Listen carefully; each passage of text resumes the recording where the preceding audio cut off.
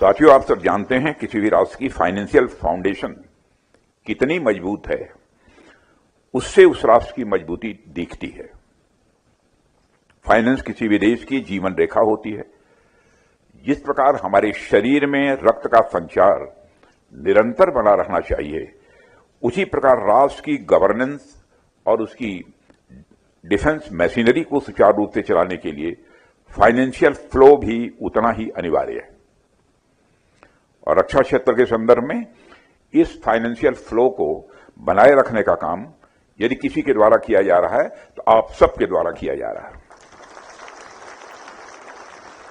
मुझे बताया गया है कि कल तक यानी 30 सितंबर तक कैपिटल बजट का 50% एक्सपेंडिचर बुक कर लिया गया। मैं इस उपलब्धि के लिए defence secretary Shri Rajesh Kumar Singh, financial adviser defence services और आपकी पूरी टीम को हार्दिक बधाई देता हूं। और मैं मानता हूं कि निश्चित रूप से यह एक अच्छा शाइन है और इसके लिए आप सभी बधाई के पात्र हैं। और जिस तरीके से पिछले फाइनेंशियल ईयर में इस बजट की 100% यूटिलाइजेशन आप लोगों ने इंश्योर किया है, मुझे पूरा विश्वास है कि इस फाइनेंशियल ईयर में भी आप लोग पूरी कुशलता के साथ यह काम भी पूरा करेंगे। साथियों, भारत सरकार ने अभी हाल ही में एक प्रोग्रेसिव स्टेप देते हुए, आप सबको जानकारी है, सारे देश को जानकारी है, जीएसटी रेट को इंप्रोवाइज किया है, उसमें रिवीजन किया है, जिसका प्रोक्योरमेंट पर भी डायरेक्ट इंपैक्ट पड़ना तय है। और यह हमारे लिए अच्छी बात है। चीजों के रेट्स कम होने से अधिक प्रोक्योरमेंट संभव हो सकेगा। और आप लोग सभी सर्विसेज और एक्विजिशन विंग के साथ मिलकर यह इंश्योर करिए कि इस रिफॉर्म के बाद जो भी एक्स्ट्रा राशि हमारे पास बचती है उसका अधिक से अधिक यूटिलाइजेशन आप लोग कर सकें। साथियों, डीएडी एक अकाउंटिंग ऑर्गेनाइजेशन के साथ साथ राष्ट्र की इकोनॉमिक साइकिल को सुचारू रूप से बनाए रखने वाला एक ऐसा इनेबलर है जो यह इंश्योर करता है कि बजट एलोकेशन से लेकर फाइनल एक्सपेंडिचर तक हर प्रक्रिया स्टेबल और ट्रांसपेरेंट हो। फाइनेंस और नेशनल सिक्योरिटी का आपस में आप सब जानते हैं बहुत ही गहरा संबंध है। फाइनेंशियल डिसिप्लिन बिना किसी भी सैन्य शक्ति को सस्टेन नहीं किया जा सकता है। चाहे हमारी सेना कितनी भी सक्षम क्यों न हो, यदि समय पर उनके लिए आवश्यक संसाधन उपलब्ध नहीं होंगे तो उनकी क्षमता पर विपरीत प्रभाव पड़ सकता है। डीएडी वह अदृश्य सेतु है। डीएडी वह अदृश्य सेतु है जो फाइनेंस और फोर्स दोनों को जोड़ता है। और मुझे विश्वास है कि आप सभी इस जिम्मेदारी को आगे भी इसी कमिटमेंट के साथ निभाते रहेंगे तथा इस डेडिकेशन और कमिटमेंट के साथ राष्ट्र की सेवा आप सबके द्वारा की जाती रहेगी। साथियों, ऑपरेशन सिंदूर में पूरी दुनिया ने देखा किस तरह से हमारी सेनाओं ने एक ऐतिहासिक और निर्णायक विजय हासिल की है। और हमने अपनी सेनाओं का शौर्य देखा, उनका पराक्रम देखा, लेकिन हमारी सेनाओं के शौर्य के पीछे जो पावर्स होती है उसमें डीएडी का भी एक बहुत बड़ा रोल होता है। पीस टाइम में तो पेंशन्स और वेलफेयर स्कीम में आपकी भूमिका तो रहती ही है, लेकिन वार टाइम में आप लोग रिसोर्सेस के यूटिलाइजेशन में तथा वार प्रिपेयर्डनेस में जो भूमिका निभाते हैं उसके लिए आप सब बधाई के पात्र हैं। जहां तक मुझे याद है कि मैं लगभग हर वर्ष आपके स्थापना दिवस पर आप सबके बीच आता रहता हूं। जब से रक्षा मंत्री हूं तब से आता रहा हूं ना। आप सबसे मुलाकात भी होती है और आप सबसे थोड़ी बहुत बातचीत भी होती है। और मेरा यह प्रयास रहता है जब भी मैं आपसे मिलूं तो आपके विचारों को सुनूं और कुछ अपने विचार भी आप सबके सामने यहां रखूं।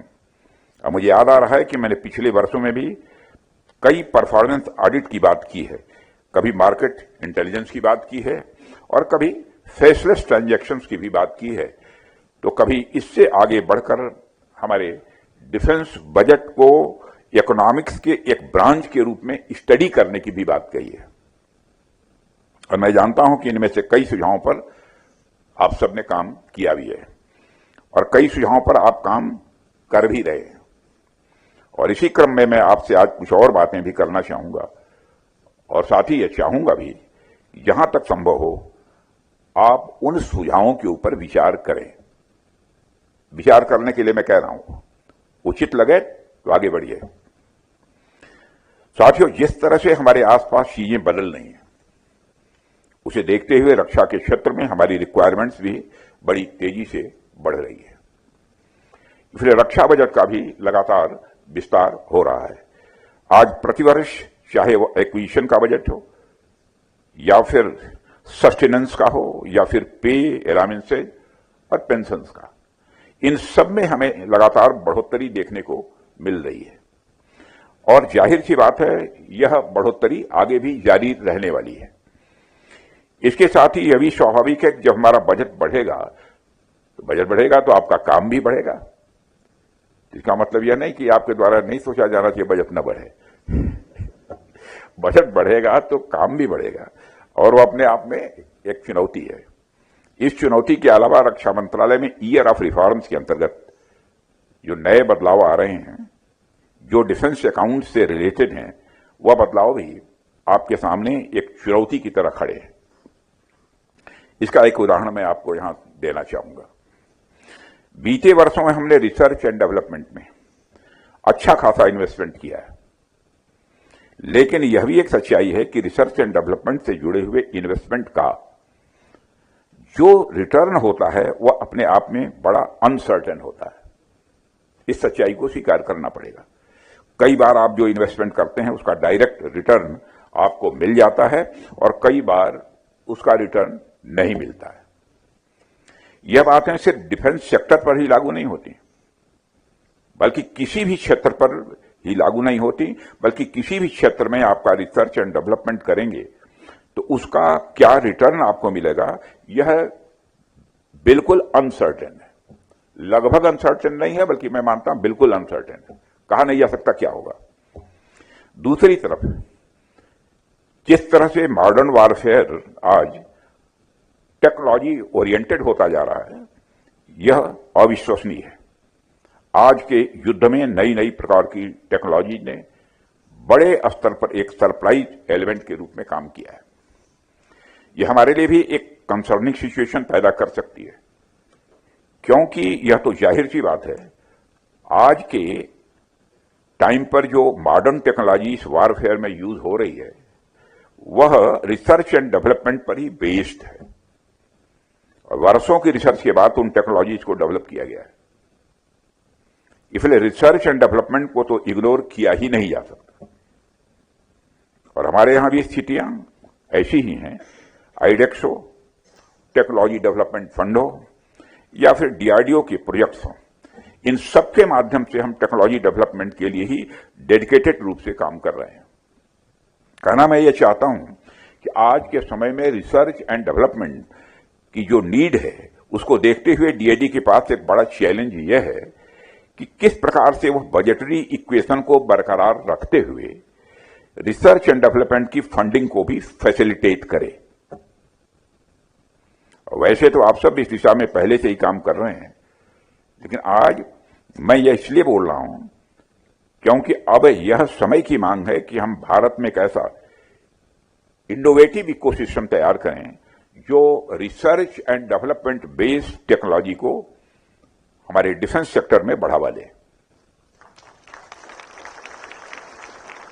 और मेरा मानना है कि as a custodian of defence budget आप सभी का रोल बेहद इंपॉर्टेंट है।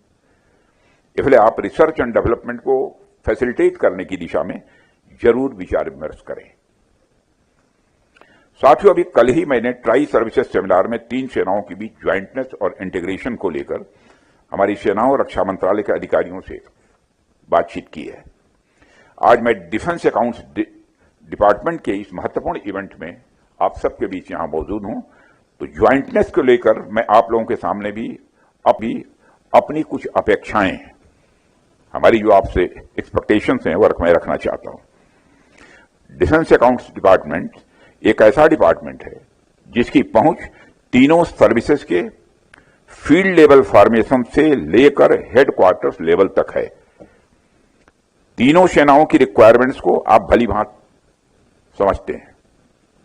ऐसे में आप लोग इस बात पर विचार करिए कि जब हमारी तीनों सेनाएं अपनी पूरी क्षमता के साथ ज्वाइंटनेस और इंटीग्रेशन की ओर आगे बढ़ रही हैं, तो उसमें डिफेंस अकाउंट्स डिपार्टमेंट की क्या भूमिका हो सकती है। और इसके लिए आप सभी हमारी सर्विसेज के साथ बैठकर विचार विमर्श करें और यह देखें कि आप लोग ट्राई सर्विसेज के बीच ज्वाइंटनेस और इंटीग्रेशन को कितना फैसिलिटेट कर सकते हैं। यह हमारी ट्राई सर्विसेज के ज्वाइंटनेस और इंटीग्रेशन में अच्छे रिजल्ट दे सकता है, ऐसा मेरा मानना है। साथियों, जैसा कि आप सभी को मालूम है कि नेशनल सिक्योरिटी एनवायरनमेंट बहुत ही डायनेमिक है और इस सिक्योरिटी एनवायरनमेंट में जरूरतें बहुत तेजी से बदलती हैं और नई जरूरतें भी पैदा होती हैं। इसलिए जरूरी हो जाता है कि डिफेंस प्रोक्योरमेंट, चाहे वह कैपिटल प्रोक्योरमेंट हो या रेवेन्यू प्रोक्योरमेंट हो, वह तेजी से होना चाहिए। और मैंने डिफेंस प्रोक्योरमेंट को लेकर कई सारी मीटिंग्स भी की हैं और नए डिफेंस प्रोक्योरमेंट मैनुअल 2025 को भी लॉन्च किया गया है। और यह रेवेन्यू प्रोक्योरमेंट में तेजी लाने के साथ साथ आत्मनिर्भरता और डिफेंस रिसर्च एंड डेवलपमेंट को भी प्रमोट करेगा। साथियों, इसी तरह से कैपिटल प्रोक्योरमेंट में भी तेजी लाने के लिए डीएपी रिव्यू का कार्य तेजी से चल रहा है और कार्य किया जा रहा है। लेकिन मैं समझता हूं कि सिर्फ डॉक्यूमेंट में रिवीजन करने से प्रोक्योरमेंट में तेजी नहीं आएगी। हम सभी को एक सेंस ऑफ अर्जेंसी के साथ काम करना पड़ेगा। और यह सब बातें मैं यहां इसलिए कह रहा हूं कि पिछले कुछ समय में हमें इमरजेंसी प्रोक्योरमेंट की जरूरत पड़ी है। ऐसे में आप लोग यह देखें और जहां जरूरत हो सर्विसेज और एक्विजिशन विंग के साथ बैठकर विचार विमर्श भी करें और प्रोविजंस को इस प्रकार स्ट्रीमलाइन करें कि आने वाले समय में इमरजेंसी प्रोक्योरमेंट की जरूरत ही न पड़े। क्या हो सकता है, आप लोग विचार करिए। मैंने एक विषय आपके सामने रख दिया। साथियों, एक और बात मैं यहां कहना चाहूंगा। मेरे सुझाव पर सीजीडीए ने 2 मार्केट इंटेलिजेंस रिपोर्ट्स जारी की। इन रिपोर्ट्स में जेम प्रोक्योरमेंट्स के बेस पर रक्षा बजट के आर्थिक प्रभाव का आकलन किया गया है और एक अच्छी शुरुआत है। मेरा मानना है कि संपूर्ण के लागू होने के बाद यह आर्थिक विश्लेषण और भी व्यापक और रियल टाइम बेसिस पर एक ऑटोमेटेड सिस्टम के जरिए किया जाएगा। और हाल ही में हुई कंट्रोलर्स कॉन्फ्रेंस में मैंने एक विजन डॉक्यूमेंट भी जारी किया था। उसमें डिफेंस, फाइनेंस एंड इकोनॉमिक्स के क्षेत्र में डीएडी को एक सेंटर ऑफ एक्सलेंस की तरह खुद ही स्थापित करने का लक्ष्य भी रखा गया था। इसलिए मेरा यह सुझाव है कि सीजीडीए रक्षा बजट से जुड़े डिफेंस, फाइनेंस और इकोनॉमिक्स से संबंधित सेक्टोरल रिपोर्ट तैयार करे, जिसे भारत के इकोनॉमिक सर्वे में शामिल किया जा सके।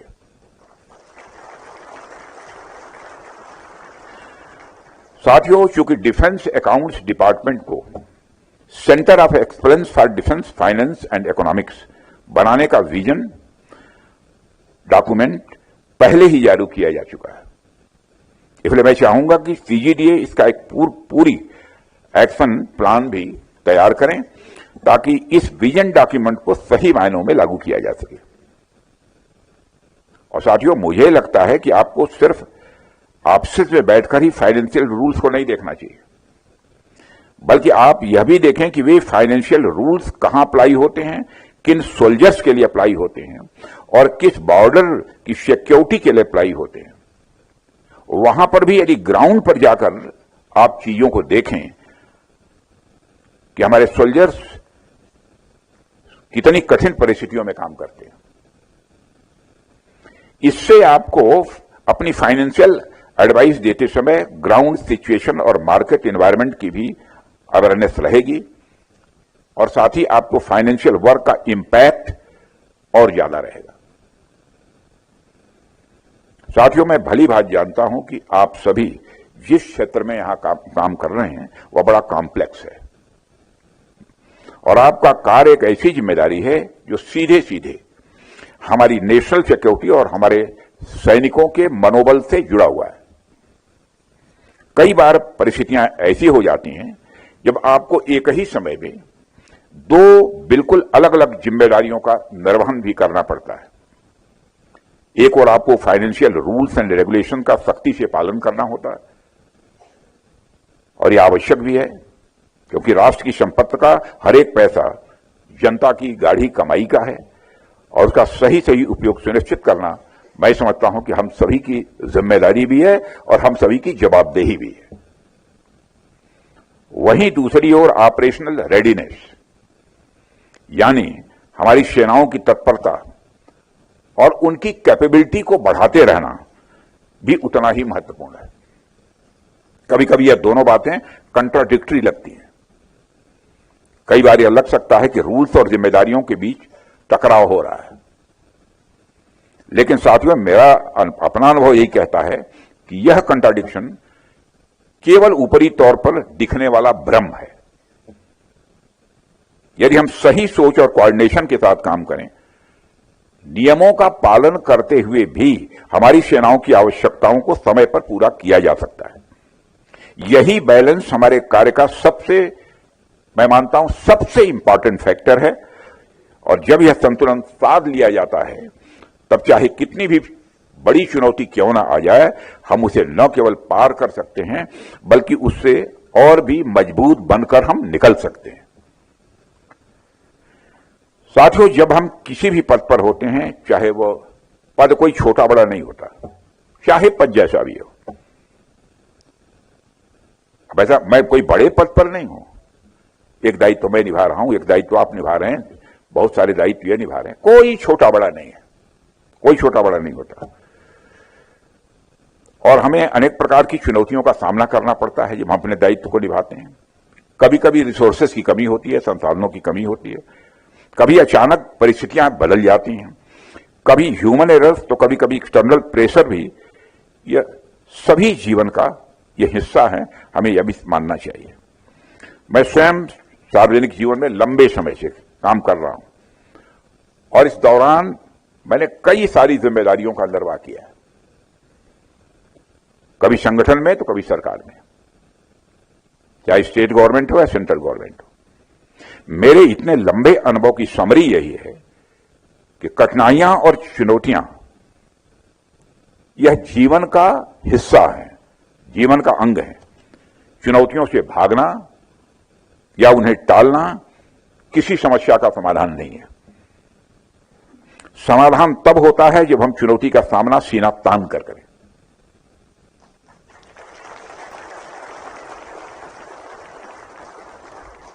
और एक समय ऐसा ही बड़ा चैलेंज, मैं मुख्यमंत्री नहीं बल्कि मंत्री था, शिक्षा मंत्री, तब मेरे सामने आया। चारों तरफ से हताशा ही हताशा दिख रही थी, फिर भी मित्रों मैंने घुटना नहीं टेका और यह तभी संभव है जब हमें स्पष्ट है कि हमारा आंतरिक लक्ष्य यानी अल्टीमेट गोल क्या है। यह मालूम है कि हम किस लिए अपना काम कर रहे हैं। चाहे कितनी भी बड़ी चुनौती हो, उस चुनौती पर हम विजय प्राप्त करके रहेंगे, दुनिया की कोई ताकत नहीं रोक सकती है। बड़े से बड़े पदों पर बैठा हुआ व्यक्ति भी उसे नहीं रोक सकता है। यदि हमारा अंतिम लक्ष्य राष्ट्र की सेवा और देशवासियों के कल्याण से जुड़ा हो तो कोई भी कठिनाई हमें हरा नहीं सकती है। और आप सबको भी यह लक्ष्य सामने रखकर बिल्कुल फर्म होना चाहिए। साथियों, हम सबको अपने मन में यह बात बहुत स्पष्ट रखनी चाहिए कि हम जो भी काम कर रहे हैं वह केवल काम करने के लिए काम न हो, यह केवल एक ड्यूटी या प्रोफेशन न हो, यह हमारे लिए सेवा हो, साधना हो। और सेवा और साधना जो होती है वह केवल इंसान की ही सेवा नहीं होती है, वो परमात्मा की भी सेवा होती है। हमें यह समझना होगा कि हमारा हर डिसीजन सीधे सीधे हमारे जवानों की सुरक्षा, उनके मनोबल और हमारे राष्ट्र की शक्ति से जुड़ा हुआ है और राष्ट्र के स्वाभिमान से जुड़ा हुआ है। मुझे पूरा विश्वास है कि आपके अंदर यह भावना तो है ही कि आप राष्ट्र उत्थान में अपना योगदान देना चाहते हैं और आप राष्ट्र के उत्थान में अपना योगदान दे भी रहे हैं। लेकिन मैं चाहता हूं कि यह भावना केवल एक सडन मोटिवेशन के रूप में न रहे, बल्कि आपके अंदर स्थायी रूप से इसे इनकलकेट करिए, चित्त में बैठाइए। कभी कभी परिस्थितियों के अनुसार यह भावना कुछ डाइल्यूट भी हो जाती है, हर इंसान की होती है, मैंने ऐसा नहीं कि आपके साथ ही होती है। साथियों, आखिर में मैं केवल यही कहना चाहता हूं कि किसी भी राष्ट्र की शक्ति उसकी सेनाओं के साथ साथ उन लोगों की निष्ठा में भी होती है जो पर्दे के पीछे रखकर उस सेना को मजबूत करते हैं। और आप लोग ये काम कर रहे हैं। आप लोगों की जिम्मेदारियां और आप लोगों का इंपॉर्टेंस दोनों ही बहुत ज्यादा है। आपका काम आने वाली पीढ़ियों के भविष्य को सुरक्षित करने का काम है। मैं फिर से दोहराना चाहता हूं, आपका काम आने वाली पीढ़ियों को सुरक्षित करने का काम है। आपके भीतर यह विश्वास होना चाहिए कि आप सिर्फ आज का नहीं बल्कि आने वाले कल के भारत को गढ़ रहे हैं। मुझे विश्वास है कि आज जो बातें मैंने आपके सामने रखी हैं और जो भी सुझाव मेरे द्वारा संभव हो सकता है वो आप सबको दिए हैं, आप निश्चित रूप से विचार विमर्श करेंगे और जितना हो सकता है कोशिश करेंगे उस दिशा में आगे बढ़ें।